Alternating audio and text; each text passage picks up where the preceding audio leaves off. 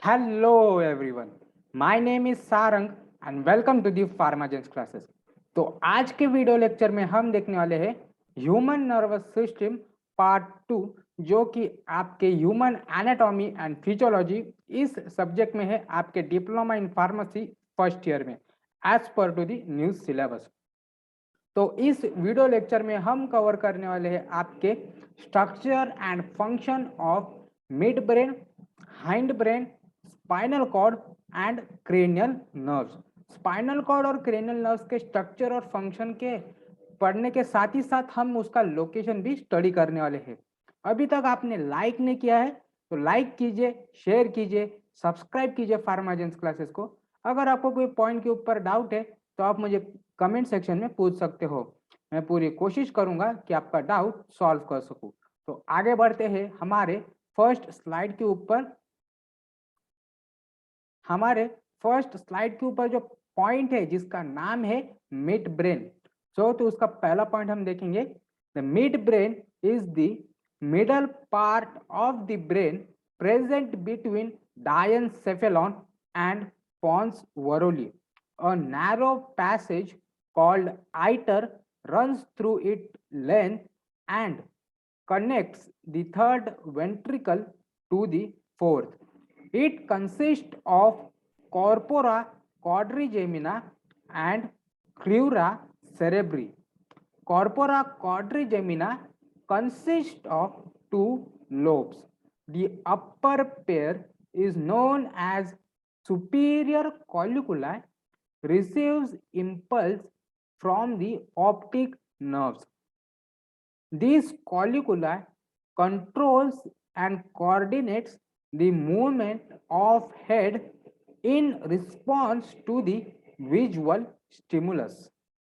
तो पहला पॉइंट है इस पार्ट में जो है मिड ब्रेन, तो उसके बारे में हम स्टडी करना चाहेंगे।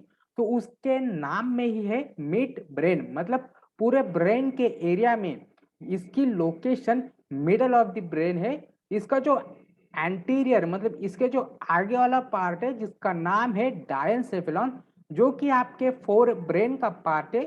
और इसके जो प्रोस्टीरियर में जो ऑर्गन या फिर जो पार्ट प्रेजेंट है जिसका नाम है pons varoli, जो कि एक हाइंड ब्रेन का पार्ट है जिसके बारे में हम स्टडी करने वाले हैं आने वाले समय में।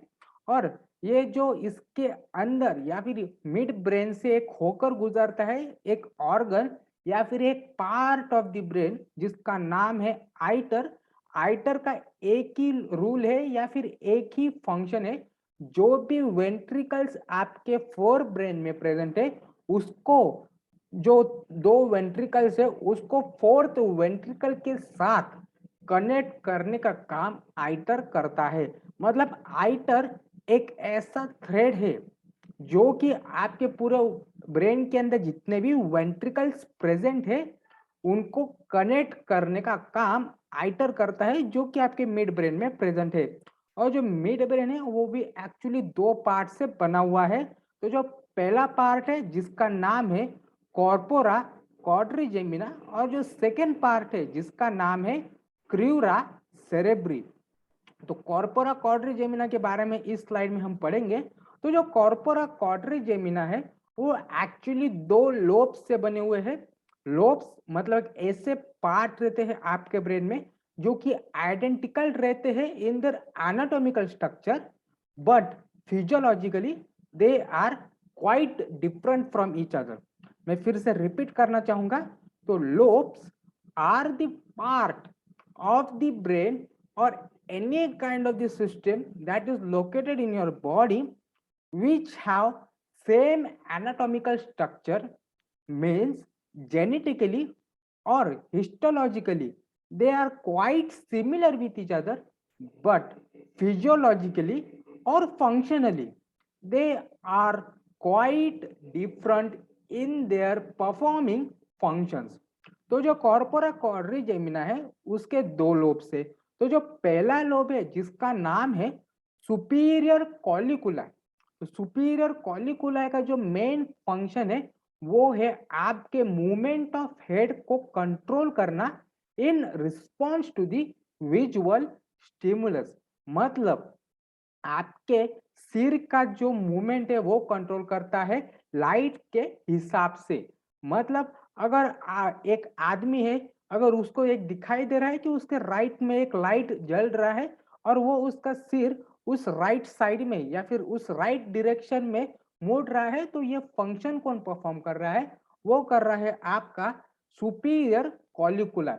और जो सुपीरियर कॉलिकुलर को स्टिमुलस कहाँ से मिलता है? वो मिलता है आपके ऑप्टिक नर्व से, जो कि आपके फोर ब्रेन का पार्ट है। उसके बाद हम नेक्स्ट स्लाइड में जंप करेंगे। तो जो सुपीरियर कॉलिकुला का जो सेकेंड लोब है, जो कि कॉर्पोरा क्वाड्रिजेमिना का सेकेंड पार्ट है, जिसका नाम है इंफीरियर कॉलिकुला, उसका काम है कि वो आपके मूवमेंट ऑफ हेड को कंट्रोल करता है in response to the auditory stimulus. मतलब अगर किसी इंसान को कोई एक दूसरा इंसान या फिर दूसरा पर्सन उसको आवाज दे रहा है, तो उस आवाज के डायरेक्शन में अपने सिर को मुड़ाना, तो उस फंक्शन को परफॉर्म करने की जिम्मेदारी आपके इंफीरियर कॉलिकुलाय करता है। उसके बाद हम सेकेंड पार्ट देखेंगे आपके मिड ब्रेन का, जिसका नाम है क्रियूरा सेरेब्री।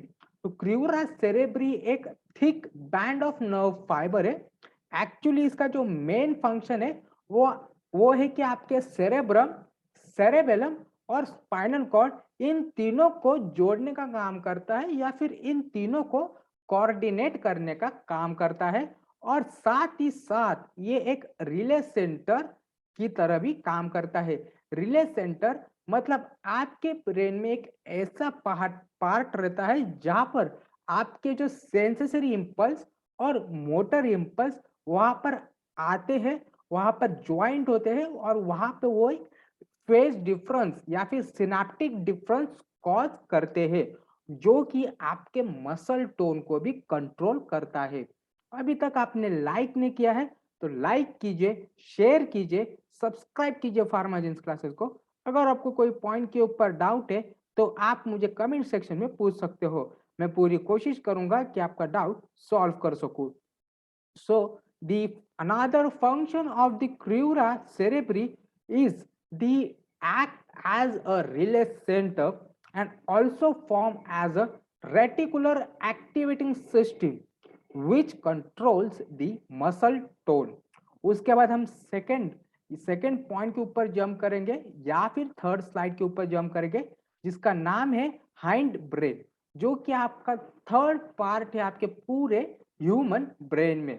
तो फिर से मैं रिवीजन करना चाहूंगा आपके पूरे ब्रेन के बारे में। तो जो सबसे पहला पार्ट है जिसका नाम है फोर ब्रेन, जो मिडल पार्ट है जिसका नाम है मिड ब्रेन, और जो लास्ट पार्ट है जिसका नाम है हाइंड ब्रेन। तो जो फोर ब्रेन है उसके बारे में हमने स्टडी किया है हमारे नर्वस सिस्टम पार्ट 2 में। सेकेंड पार्ट के बारे में हमने अभी अभी डिस्कस किया है, और जो थर्ड पार्ट है इसके बारे में हम डिस्कस करने वाले हैं। The hind brain is the most posterior region of the brain. It includes cerebellum, pons boruli, and medulla oblongata. Cerebellum is the second largest part of the brain and is well developed in a man. It is present between occipital region of the cerebrum and medulla oblongata. It is solid and weight about 11%.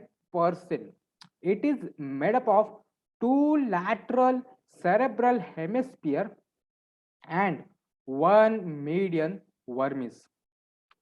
Cerebellum has outer gray matter and inner white matter. तो hind brain के बारे में हम जरा सा study करेंगे। तो hind brain आपके ब्रेन के सबसे लास्ट में आने वाला पार्ट है, और ये हाइंड ब्रेन एक्चुअली 3 पार्ट में डिवाइडेड है या फिर 3 पार्ट से जोड़कर एक हाइंड ब्रेन का डेवलपमेंट होता है। तो पहला पार्ट है आपका सेरेबेलम, उसके बाद है आपका पॉन्स वरोली, उसके बाद है आपका मेडुला ऑब्लंगेटा। तो सेरेबेलम के बारे में इस स्लाइड में हम स्टडी करेंगे। तो सेरेबेलम और सेरेब्रम काफी हद तक एक साथ सिमिलैरिटी रखता है। मतलब सेरेब्रम आपके ब्रेन का सबसे लार्जेस्ट पार्ट है, तो सेकेंड लार्जेस्ट पार्ट है आपका सेरेबेलम। और ये जैसे कि सेरेब्रम बहुत ही डेवलप है आपके ह्यूमन बीइंग में, वैसे ही सेरेबेलम भी बहुत ही डेवलप है ह्यूमन बीइंग में as compare to the other mammals या फिर अदर एनिमल्स से। तो सेरेबेलम की जो लोकेशन है उसके एंटीरियर में है ऑक्सीपिटल लोब या फिर ऑक्सीपिटल रीजन ऑफ सेरेब्रम, और उसके पोस्टीरियर में मतलब उसके पिछले पार्ट में प्रेजेंट है मेडुला ऑब्लंगेटा। जैसे कि मैंने पहले पार्ट में डिस्कस किया था कि सेरेब्रम दो पार्ट से बना हुआ है या फिर दो सेरेब्रल हेमिस्फीयर से जुड़ा हुआ है, और जो फाइबर या फिर जो कनेक्टिव टिश्यू जो दोनों सेरेब्रल हेमिस्फीयर को कनेक्ट करता है उसका नाम है कॉर्पस कैलोजम। वैसे ही आपके सेरेबेलम भी दो सेरेबेलर हेमिस्फीयर से बनी हुई है, और वो दोनों सेरेबेलर हेमिस्फीयर को कनेक्ट करने का काम वर्मिस नाम का पार्ट करता है। और जैसे कि सेरेब्रम के आउटर में ग्रे मैटर है, तो वैसे ही सेरेबेलम के भी आउटर पार्ट में ग्रे मैटर है और इनर पार्ट में व्हाइट मैटर है, जैसे कि हमने स्टडी किया था आपके सेरेब्रम में। उसके बाद सेकेंड स्लाइड में हम जंप करेंगे। The outer gray region is called as cerebellar cortex, which also shows gyri and sulci like cerebrum. Cerebellum is the center for controlling equilibrium, posture, balancing, and orientation. It is also the regulatory center for neuromuscular activities like walking, running, speaking, and working. It coordinates the voluntary muscular movement. Brainstem is made up of medulla oblongata, pons varuli, and midbrain. Pons varuli is present below the cerebrum and in front of cerebellum above medulla oblongata. It contains many nerve fibers which forms a bridge between cerebrum and medulla. तो cerebellum के function के बारे में इसमें discuss किया है हमने।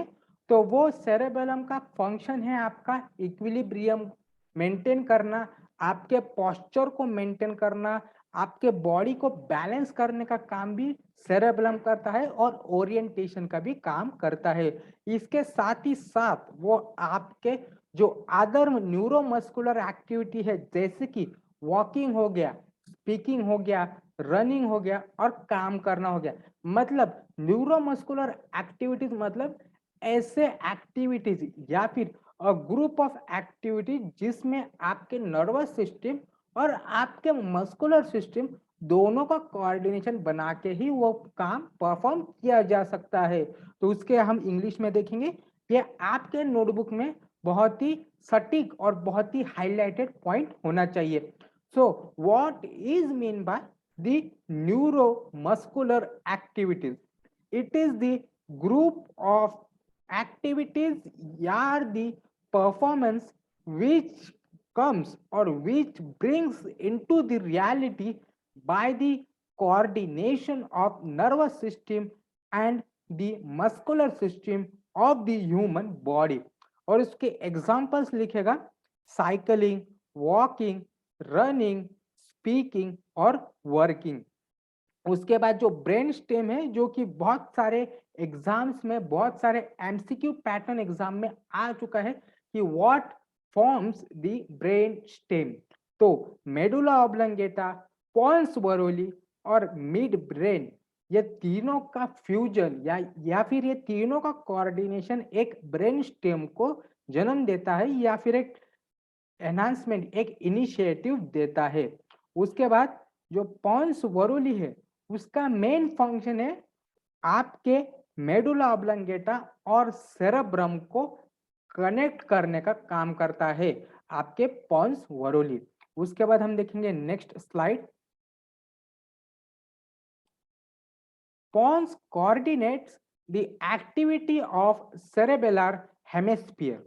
Medulla oblongata is the most posterior part of the brain which continues as spinal cord.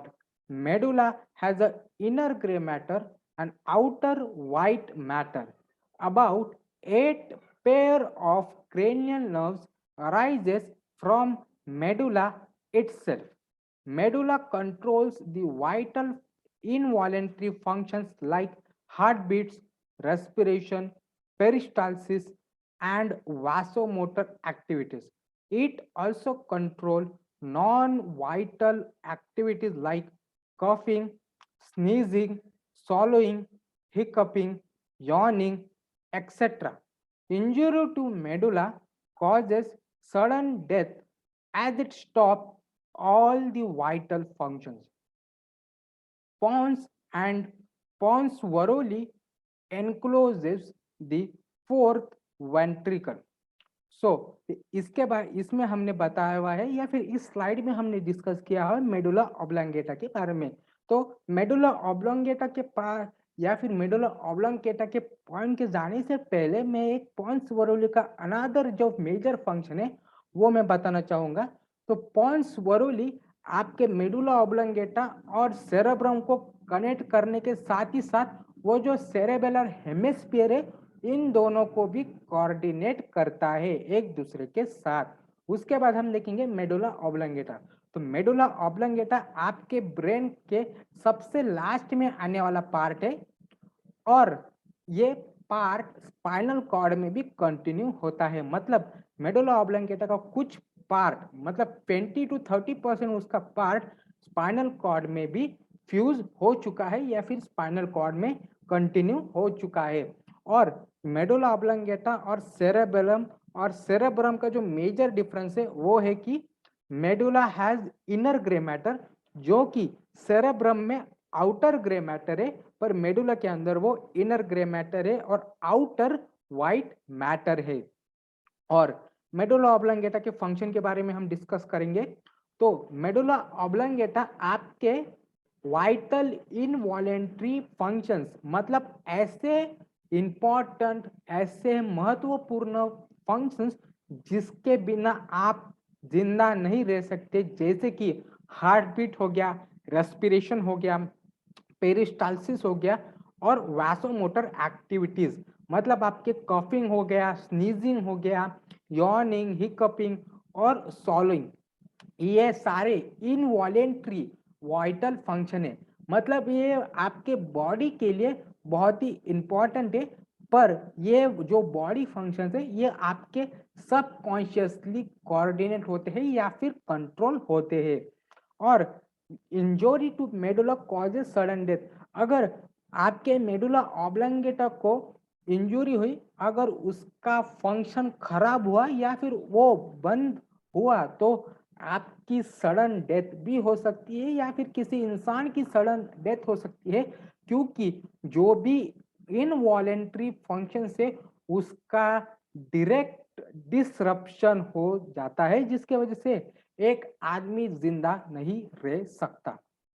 उसके बाद हम स्टडी करेंगे स्पाइनल कॉर्ड के बारे में जो कि थर्ड मेजर पॉइंट है आपके इस पार्ट में, ह्यूमन नर्वस सिस्टम। अभी तक आपने लाइक नहीं किया है तो लाइक कीजिए, शेयर कीजिए, सब्सक्राइब कीजिए फार्माजेंस क्लासेस को। अगर आपको कोई पॉइंट के ऊपर डाउट है तो आप मुझे बेझिझक होकर कमेंट सेक्शन में पूछ सकते हो। मैं पूरी कोशिश करूंगा कि आपका डाउट सॉल्व कर सकूं। The spinal cord is the posterior extension of medulla oblongata. It is enclosed in the neural canal of the vertebral column. In adult, it is about 40 to 42 centimeter long and 2 centimeter thick. It is soft, whitish, slightly flattened cylindrical tube with cavity known as a central canal. Posterior end tapers to form conus medullaris and further thread-like structure known as filium terminale. The spinal cord shows cervical swelling and lumbar swelling.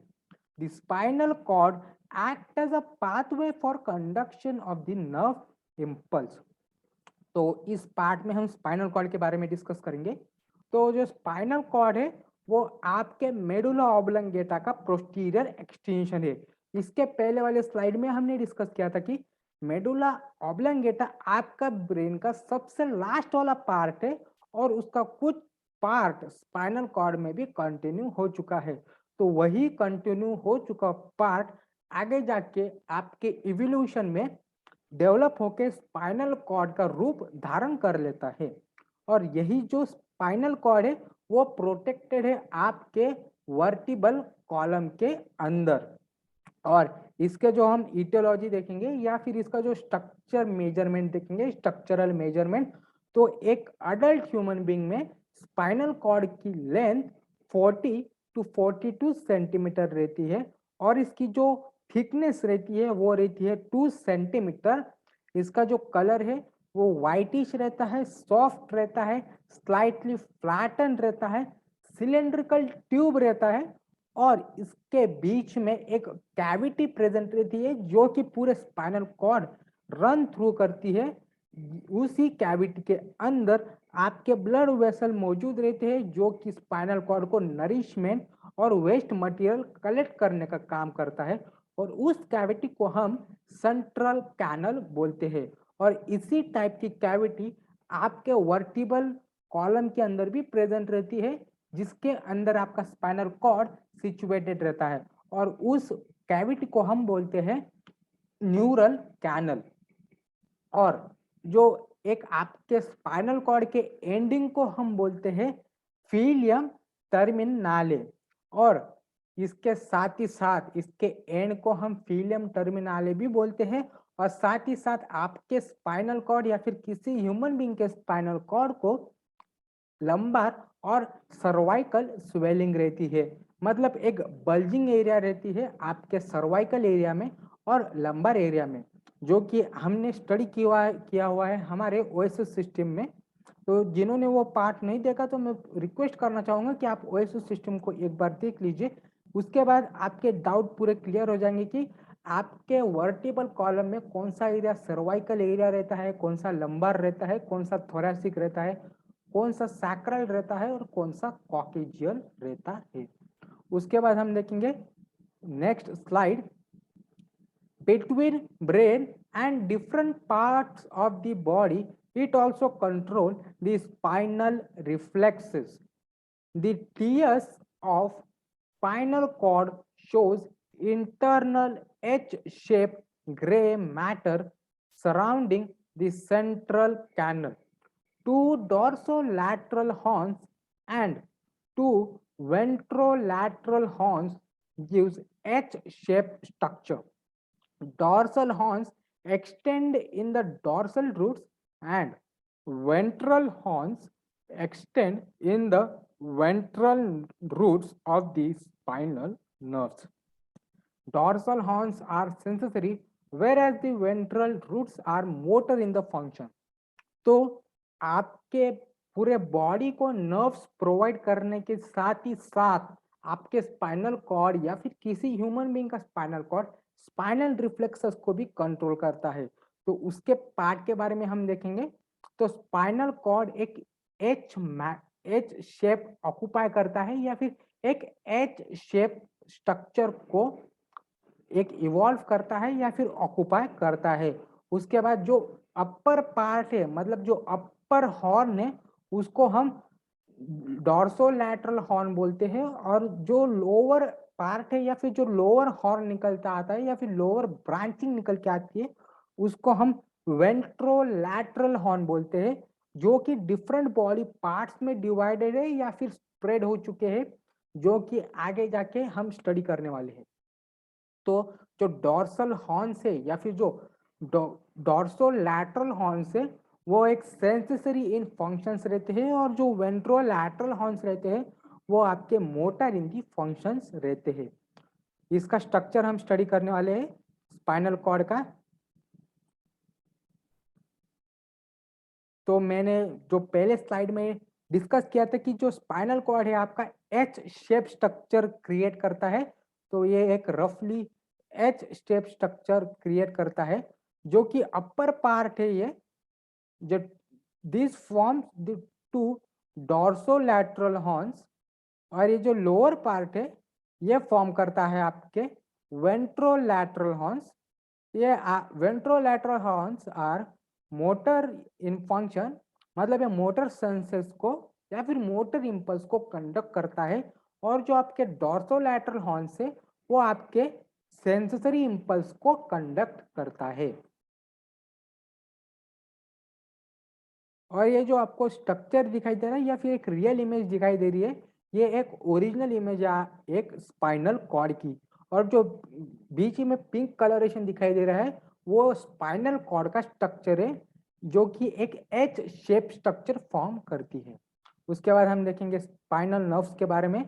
तो जैसे कि आपके vertebral column 33 है, जो कि जो नीचे के जो दो वर्टिबल कॉलम है वो फ्यूज हो जाती है आपके सैक्रल पार्ट में या फिर सैक्रल एरिया में, वैसे ही स्पाइनल नर्व्स 31 है।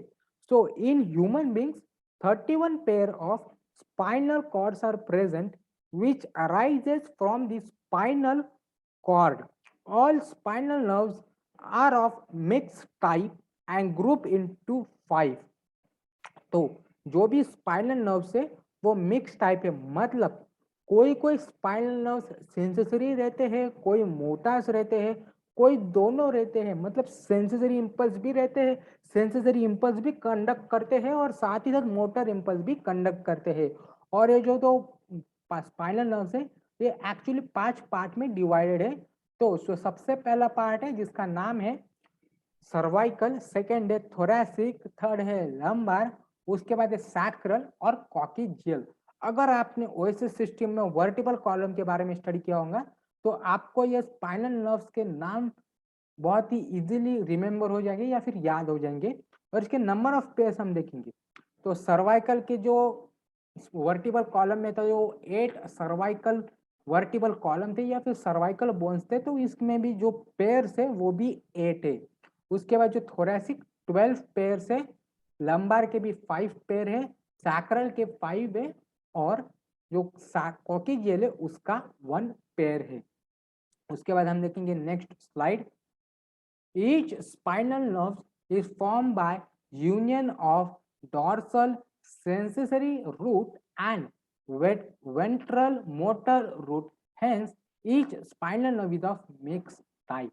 The union of roots is within neural canal and vertebral column. Like कीजिए, शेयर कीजिए, सब्सक्राइब कीजिए फार्माजेंस क्लासेस को। अगर आपको कोई पॉइंट के ऊपर डाउट है तो आप मुझे कमेंट सेक्शन में पूछ सकते हो, मैं पूरी कोशिश करूंगा कि आपका डाउट सॉल्व कर सकूं। मैंने आपके लिए टाइम स्टैम्प दिए हुए हैं, अगर आपको स्पेसिफिक पॉइंट के ऊपर ही जंप करना है तो आप उस पॉइंट के ऊपर क्लिक कर सकते हो। उसके बाद हम देखेंगे ये है आपके पूरे स्पाइनल नर्व्स, तो आप इसका स्क्रीनशॉट ले सकते हो। उसके बाद हम देखने वाले हैं आपके सबसे लास्ट वाला पॉइंट जिसका नाम है क्रेनियल नर्व्स। तो ये जो नंबरिंग है ये बहुत ही इंपॉर्टेंट है, इसी नंबर से आपके क्रेनियल नर्व्स की डिस्क्रिप्शन होने वाली है।